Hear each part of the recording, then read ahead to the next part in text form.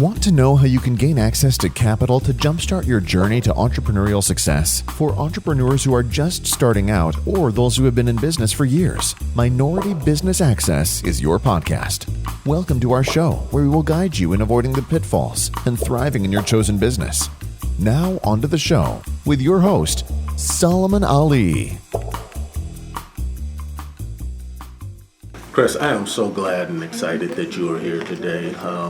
Welcome to Minority Business Access. We're trying to help minorities, young entrepreneurs who are actually starting out a business, thinking about it. Now, I won't do great justice to introducing you, so I want you to introduce yourself to our audience and just tell them a little bit about who you are, what you've done, and things of that nature. And I'm going to ask you a bunch of questions so we can try to help them figure out where they want to go. Sure. So, first and foremost, I want to thank you. I'm grateful for the opportunity to be here. I've had the privilege of spending a few minutes talking to you and getting a little bit of your backstory. And here's my sense. My sense is you are a man of deep character and incredible resilience. And people like that change this world in a meaningful and purposeful way.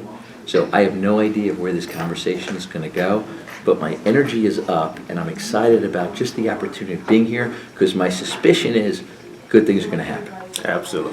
So having said that, my background is fraught with a fair amount of success, but probably an equal, if not greater amount of failure. So born and raised in New York, went to school in Texas, became a technology entrepreneur at a relatively young age, built and sold a number of companies, had a bunch of failures, dealt with a fair amount of adversity. And as you well know, one of the things that I think all of us can appreciate is you learn a lot when things are going well. I think all of us learn more when things are going tough. I can definitely agree to that. So did that for about 15 years. Really enjoyed the work that I did. And then got married, had a daughter, and then went through a dark period where I got divorced, was kind of rudderless, and found myself kind of just falling. And it wasn't about money, it was about purpose. And so I felt like I had lost my purpose, which is an incredibly bad feeling, because it feels like the world falls out of you. Chris, now that's something a lot of entrepreneurs, they want to do their business. They come up with a great idea or a concept and they want to jump in and they think they're going to make all this money and have all this freedom. Can you speak to that a little bit, what it's really like? Yeah, so not to dispel the myth, but I think both of us have been in a position where we've achieved what sounds like from the outside the dream. We have the success, we have the money, we have the house. But to just kind of wrap it into the last question, I then, after kind of feeling lost, I found my calling. And what I do now is I help very successful folks find their calling, their significance, their fulfillment, their purpose in life. And it's a game changer. Because, and if I can share a little bit about the conversation we had earlier. Yes, please. We've both been at the top of the mountain, and candidly, it sucks. And here's why it sucks. Because in the quest for the almighty dollar and the success, oftentimes we sell out our significance. Yes. And so what, here's what's important, right? So in the world that I inhabit, I have a community of folks that are billionaires on down, and what defines this group is not the size of their wallets or the length of their financial stakes. They're all super successful. They're all way more successful than me, way. But what they all strive for is significance, purpose, validation, relationships, and love in their life. And in building their empires and in creating their fiefdoms, there's a cost. Maybe it's a relationship with a family member. Maybe it's their health. Maybe it's a sense of purpose around legacy or philanthropy. And what I've experienced is that all of these folks, if given the chance to focus on their significance in lives, they find a few things. They find purpose, they find fulfillment, they find relationships that may have been strained in the context of them becoming the kings and the queens that they are. All of that's real. You know, Chris, I want to ask you something, and I'm going to go back to the conversations that we were having earlier.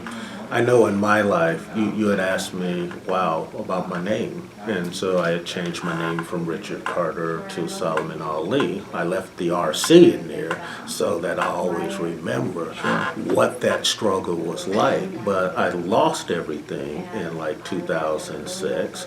And it was very painful after building a business up and thinking that it would last forever and sacrificing relationships like with my daughter. And I didn't think I was sacrificing that relationship at the time because I would cut out time during the day, go see her, take her to cheerleading, take her to different places.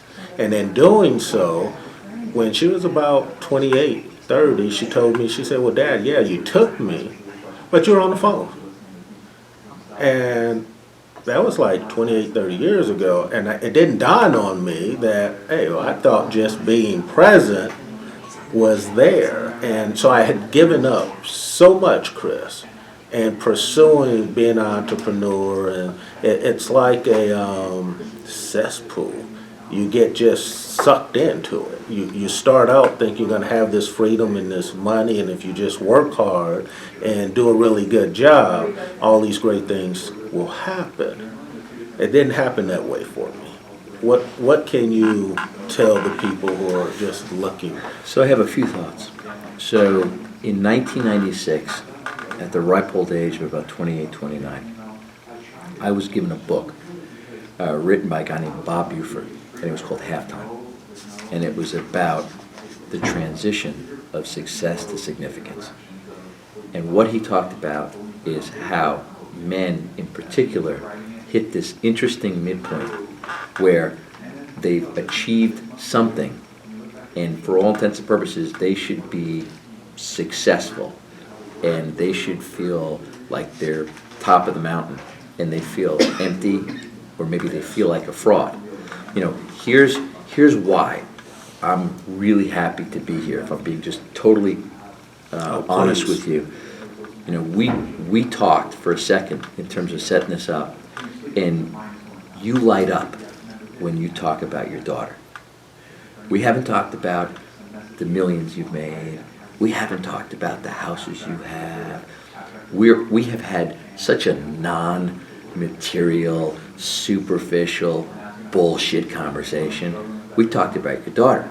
And when you talk about your daughter, you smile. You're happy, you're leaning in, right? And I hear a few things. I hear regret in your voice. Yes, I do have regrets about it. For what you said, but much more important than that, I hear the realization of the fact that there's no doubt you did everything you thought you should do when your daughter was in cheerleading practice and you were driving her around. But as I told you a little while ago, buddy, you were the coolest Uber driver before Uber driver was around. Did you love your daughter? Sure you did. Were you loving her in the way that she recognized and wanted? No. But that's not because you didn't love her. That's because you were doing what you needed to do at the time that you thought was the best for her, and you thought that was enough. Here's the great news. All of us, I'm 52 years old, all of us have the opportunity, if we realize what we've done, to go back and to make the changes that give you the relationship that you want with your daughter, or with the wife that you have, or with the brother that you may be estranged from. And I see this day in and day out. And what we talked about is the fact that you were on a journey of character. Yep, you were an entrepreneur. Yep, you were successful. Yep, you've seen the highs of the highs and the lows of the lows. But what you've really done is you've defined yourself based on, and we said this when it came to your name. What I experience of you in the short time that we've spent together is high integrity, deep relationship care, a sense of purpose around what you're doing right now and helping other individuals with their entrepreneurial journey. My comment to you is, if you today were talking to your 25-year-old self, what would you be saying? And it's what you talk about on your podcast. This is your purpose and calling in life, and you do it with strength, you do it with integrity, you do it with truth, and you do it with a real heart that, to me, having just met you 10 minutes ago, is really apparent. Wow. So let me ask Chris, what would you say to the entrepreneurs who are starting? I know you know all these great billionaires and you work with them and you have all of this going on. Okay, so you know where their new entrepreneur is today. You know where they're trying to get, and just that circle that you're in, I know some of them probably feel the same way I have. Hey, I gave up a lot to achieve this level of success, and was it really worth it? Sure. Because we all get there when we're at the end. It's like, oh, wait a minute. All right, I did almost $500 million. Is it worth it? And what I gave up, I'm starting to doubt whether or not my life had meaning. And so what I would like to do is try to make sure new entrepreneurs coming are a little bit more well-rounded before you sit back and chase that new business and everything and pour yourself in it incorrectly and get to where I'm at or where I was when I was going to take my own life because I had lost $100 and something million. I don't want someone to do that may not get a phone call at the right time. And not know that, hey, wait, there will be a tomorrow whether you're successful in business or not. So my answer may not be the most popular of answers, but it's the truth that I live day in and day out, and it's also the experience I have in working with a phenomenal group of very, very successful entrepreneurs. Here's the secret formula that seems to be common sense, but isn't common practice. And at the end of the day, you can't lose focus on what's most important to you. So, no question, building your business is important, and you need to stay focused on that. But oftentimes, if you're not focusing on, there are really three things that stand out. The first one is health is the ultimate currency. If you don't believe that, just wait long enough and you'll figure that out. So, and I'm not talking about health when you're 60, 70, and 80 years old. If you're not eating right, if you're not sleeping right, if you're not focusing on the health that allows you to be the best version of yourself that you are, you're selling yourself out. So health is key at whatever age it is. Second thing is everybody needs to grow, both in the context of what they're doing professionally, entrepreneurially, but outside of that as well. You know, you may be the coach of your daughter's cheerleader squad. You may be the missionary that goes on mission trips all around the world. If you serve just yourself, you will be a lonely person. Male, female, old, young.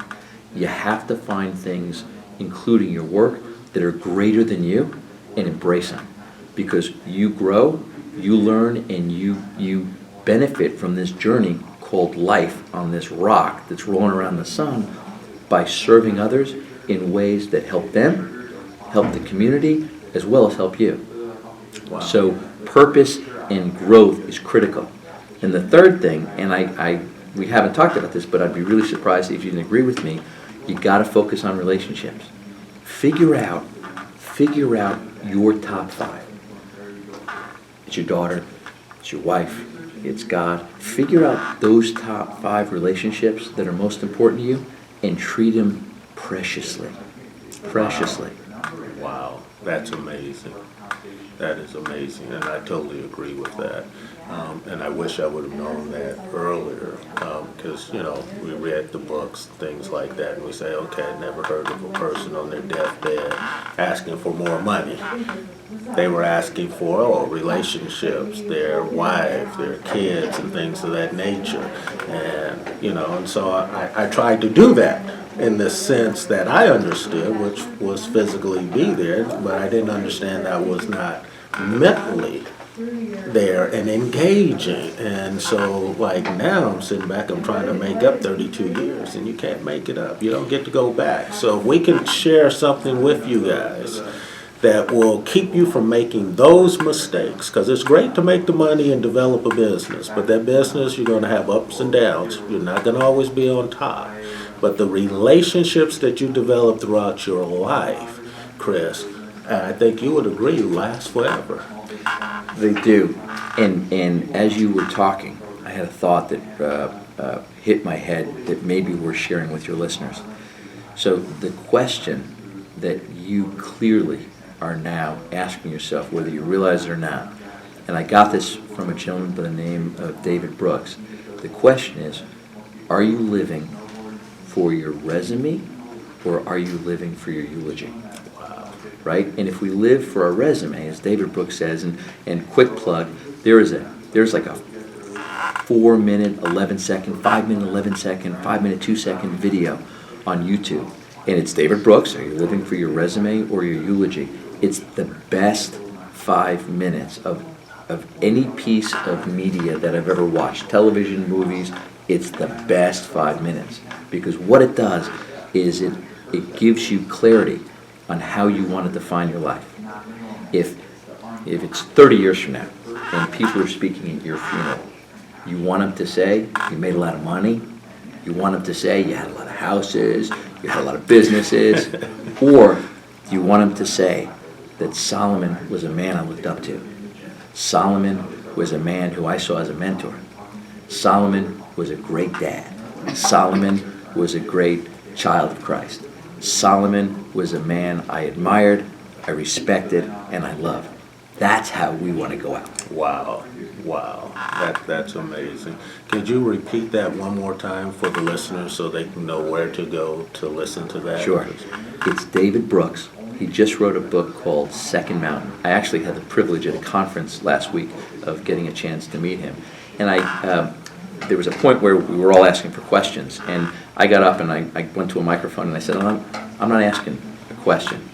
I'm making a statement. The statement is that I've never been so moved by somebody who, in the context of a YouTube video, has helped me retask where I want to focus. So it's David Brooks.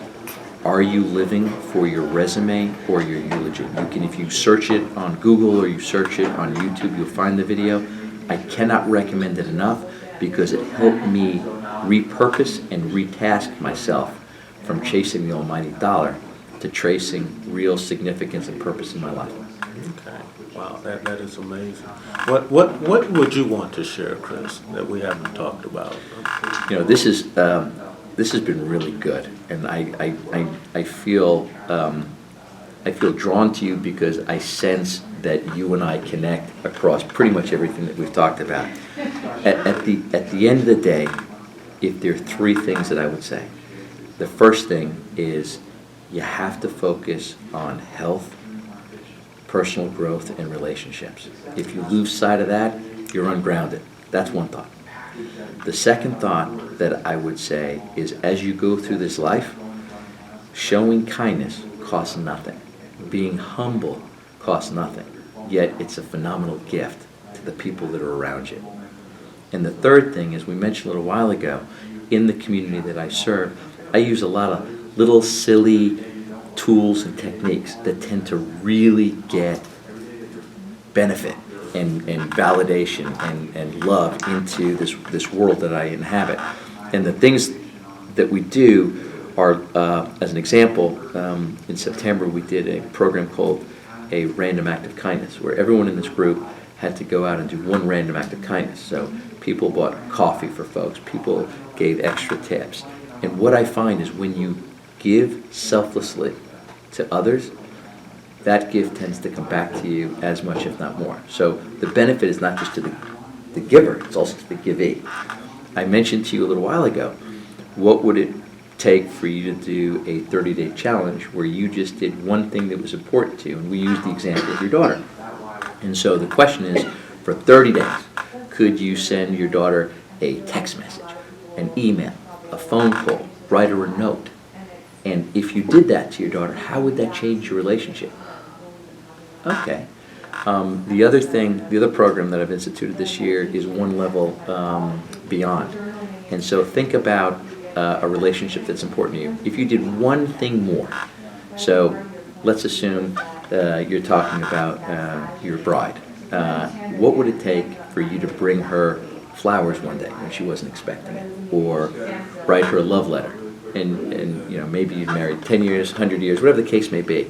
What's one thing more you can do in the relationships that matter to you that can create significance, impact, and validation in a way that truly benefits you both? Wow. Now, Chris, how would my audience reach out to you to get the help that they may need, either for coaching or some mentoring or participate in one of the programs? So my email address is Erapmus, ERAPMUS @iCloud.com. That was actually the name of the first company that I had. There's a story behind that. So Let's hear it. They're more than welcome to reach out. In terms of coaching, I run an organization. I really don't do individual coaching, but what I do is I have a newsletter that I send out to my community that I would be happy to modify for anyone who's interested in getting it, and that's where things like David Brooks' video, or I'm also a big fan of a gentleman named Sam Harris, and others, where I share some of that information. Okay, great. Well, Chris, this has been so awesome to have you on MBA Minority Business Access, and I enjoyed you, and I think we have a lot in common, and it's just been a wonderful, I would say, energy level. Yeah. Solomon, you're an exceptional human being. Your story resonates at a real soulful level for me, and I suspect your listeners get a chance to hear you all the time. This is my first exposure to you. I am truly grateful, and I acknowledge the journey that you've been on, and it seems like in the path that you've taken, you're now in a great space, and I commend you for it. Oh, Chris, thank you so much. We appreciate you coming on. Absolutely. Thank you, Take care. Chris.